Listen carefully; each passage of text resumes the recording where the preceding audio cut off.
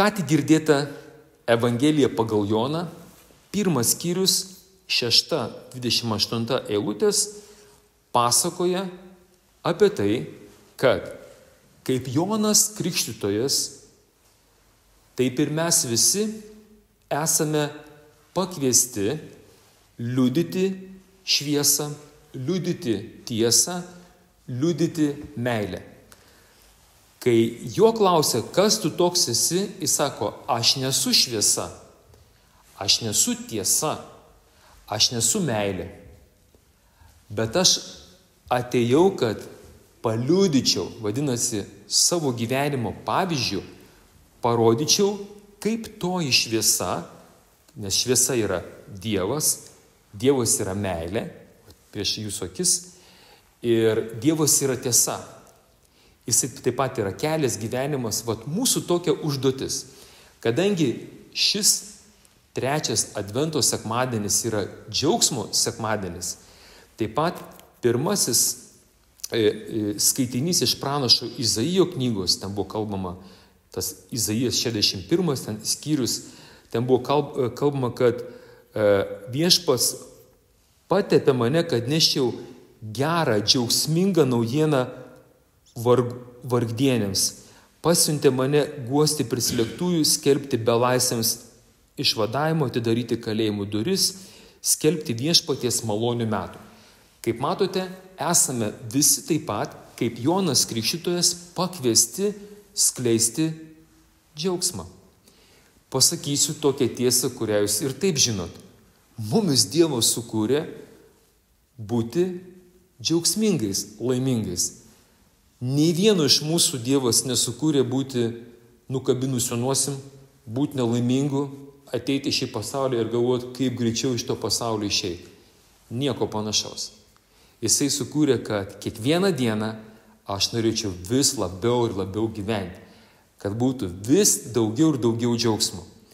Tačiau yra vienas nedidelis bet. Ta džiaugsmą kažkas pavogė. Kaip jau girdėjote šią tokią seną liaudies frazę, sako, norėjau kaip geriau, gavos kaip visada. Jūs tą esat savo praktikui pritaikę. Kas iš mūsų nori būti blogiukas? Niekas. Norim būti geriečiai, bet gaunas kartais taip vėl netyčia susimoviau. Taigi, viešpats mūsų dabar prašo. Žiūrėkite, antras skaitinys iš 1 laiško Tesalonikiečiam, ten 5 skyrius 16-24 eilutės, apaštalas Paulius mums padiktuoja receptą, kaip žinote, patiekalas, ar ne? Kokie ingredientai džiaugsmo patiekalo. Jūs galite tą pyragą kepti kiekvieną dieną. Tik tai neužmirškite, kad iškeptumėt džiaugsmo pyragą, pirmas dalykas, reikia, rašo, be paliovos melskitės. Už viską dėkokite Dievui, nes Dievas to nori iš mūsų. Negesinkite dvasios, savo jaunystės, savo talentų. Neniekinkite pranašavimų, vadinasi, skaitydami Bibliją, tai, kas ten parašyta, gerai įsiklausykit. Viską ištirkite ir kas gera pasilaikykite. Ir paskutinis ingredientas, susilaikykite nuo visokio blogio. Tai, kas yra nuodėmė. Štai jums prašau, toks, sakykime, nelabai sudėtingas receptukas džiaugsmo kasdieninio pyrago. Ir evangelistas Jonas, taip pat, kada jo klausė, tie farizijai rašto aiškintojai sako, jeigu tu nesi Mesijas, nesi pranašas Elijas, nesi pranašas, tai sako, tai kam tu krikštiji, jeigu tu nesi nei vienas iš tų visų 3 paminėtų. Ir tada tas Jonas Krikštytojas, kuris yra Jėzaus pusbrolis, atsako, žinot, aš krikštiju vandenį, o tarp jūsų stovi tas, kurio jūs nepažįstate, kuris po manęs ateis, jam aš nevertas atrišti kurpių dirželį. Taigi, dar viena labai svarbi detalė, kad jūs savo gyvenime mokėtumėte paliudyti arba padauginti džiaugsmą arba gėrį. Kai Jonas Krikštytojas sako, tarp jūsų stovi tas, kurio jūs nepažįstate. Dėmesio, papasakosiu tokį atvejį, kaip tas, kuris stovi, kurio mes nepažįstame, kaip jis gali pakeisti šeimos gyvenimą, jūsų draugų, tarpusavio santykius, aplinką, netgi mūsų valstybės esamą atmosferą. Prieš daug metų vienam vienuolyne, čia kalbama apie kokie 1500 metų, yra tokie vienuoliai benediktinai. Ir jų vienuolyne atėjo naujas vyresnysis abatas ir visa bendruomenė, žinot, kaip ir gyvyriški žmonės, jiems kažkas nepatiko, bandė tasai naujas abatas visus suvienyti, vienas tokią pretenziją, kitas tokį, jie susipyko, galiausiai išsirinko kitą abatą, jis irgi bandė, kad visi gyventų vienybėje, jam irgi nieko neišėjo, galiausiai trečią išsirinko, žinot, toksai balaganas, pykstasi visi, tokie, žinot, kažkur labai matyta situacija dažnai būna ir mūsų, ar tai mokykloje, netgi būna šeimose, taip. Ir galiausiai tas jau trečias abatas, tas vyresnysis, matydamas, kad viską, ką daro, niekaip neišeina, kad visi būtų patenkinti, kad džiaugsmas ateitų į tą vienuolyną. Nes nuo tų rietenų, nuo to nepasitenkinimo žmonės pradėjo vengti tų vienuolių. Ir niekas net nebenorėdavo pas juos ateiti į mišias ir pas juos pašaukimai sumažėjo. Ir tada nusivylęs tasai vienas iš tų paskutinių abatų, gan jaunas, jisai nuo vienuolyno, o vienuolynas, visi vienuolynai būdavo ant tokio aukšto kalno, jis nusileidžia į miestą ir toksai, nusiminęs eidamas, susitinka miestelio žydų rabiną. Tai toksai rabinas, kaip mes katalikai turim kunigus, taip žydai turi rabinus. Ir tas rabinas sako, Aba, kodėl toksai nuliūdęs, neturi džiaugsmo? Sako, rabi, nežinau, jau kelintą išrenkam abatą, pas mumis vienuolyne dingo džiaugsmas, jau metai, 2-3 ir nežinom priežasties. Sako, tarsi tikėjimo nebebūtų dievų. Ir tada tasai rabinas sako,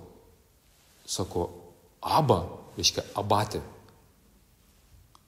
O sako, o kaip jūs taip galit būti liūdni? Juk mes žydai žinome, kad pas jūs vienuolyne vienas iš jūsų yra Jėzus. Tas abatas, ar tikrai? Sako, jo, nes jūs esat vienintelis katalikai, sako, mes žydai mes ieškom mūsų, mesijo, sako, jūs tai pas jumis gyvena Jėzus. Ir tasai abatas susimastė, grįžta pas save į vienuolyną, žiūrėk, tie žydai sako, kad mūsų vienuolynė, kažkas iš mūsų vienuolių yra Jėzus. Ir tasai abatas nusprendė atpažinti, kuris dabar čia, ir tapo labai geras visiems. Nes juk baisu įžeisti Jėzų. Tapo toks patarnaujantis visiems, ten reikia, duris atidaro. Pats, kadangi vyresnysis pradėjo, jisai pats suplauna indus, plauna vienuolyno grindis, o viską turėdavo kiti broliukai daryti. Toks geras pasidarė, mėnuo 2, tie vienuoliai žiūri, jų tas abatas pasikeitė. To abato padėjėjas ateina, sako, Aba, gal gali mus paaiškinti, kas čia, sako, su jumis pasidarė. Mums visiems yra įdomu, jūs pasikeitėt. Sako, jūs ant mūsų nebereikėt, mums neaiškinat, kaip mes turim gyventi. Ir tada tasai abatas sako, žinok, buvau nusivylęs viskom, susitikau mūsų miestelio rabiną ir rabinas man pasakė, kad vienas iš mūsų vienuolyne yra Jėzus. Tas padėjus sako, tikrai? Sako, tikrai. Jis sako, bandau atspėti, kuris dabar. Tiksliai. Tada tas padėjėjas irgi toks patapo. Paslaugus, prašau, atsiprašau, pasiūlo visada, toks mandagus, kai ant jų pasako kokį nors blogą žodį, jie gerumu, švelniai visą kitą. Kiti vienuoliai žiūri, jau 2 broliai pasikeitė. Tada vienas iš eilinių brolių nedrįso ateiti pas tą abatą, tai pas tą padėjėją sako, klausyk, kas čia su jumis pasidarė? Sako, jūs pasikeitėt, tokie mandagus, nebešaukėt ant mūsų. Ir tas padėjęs tam eiliniam brolių vienuoliui sako, žinok, abatas buvo susitikęs miestelio rabiną. Ir tas rabinas pasakė, kad Jėzus, kurio mes laukiam sugrįžtant, jis jau yra mūsų tarpe. Tiksliai. Ir tas kitas broliukas. Ir taip, žinokit, mėnesius, 2-3, visi vienuoliai tyliai pradėjo labai gerai elgtis, nes bandė atspėti, kuris iš jų yra Jėzus. Ir vienuolynas pasikeitė. Vienuoliai tapo mandagus, pakantus, dosnus. Žmonės vėl pradėjo plūsti į tą vienuolyną. Atėjo daugybė vaikinų, pašaukimų. Gandas pasklido po visą šalį, sako, žinokit, tame mieste pas tuos brolius vienuolius vienas iš jų yra Jėzus. Ir tokiu būdu džiaugsmas grįžo ir istorija yra tokia. Brangus mano draugai bičiuliai, Jėzus sugrįžta. Kai grįšit namo, neužmirškit, vienas iš jūsų šeimos narių yra Jėzus. Būkite budrus. Amen.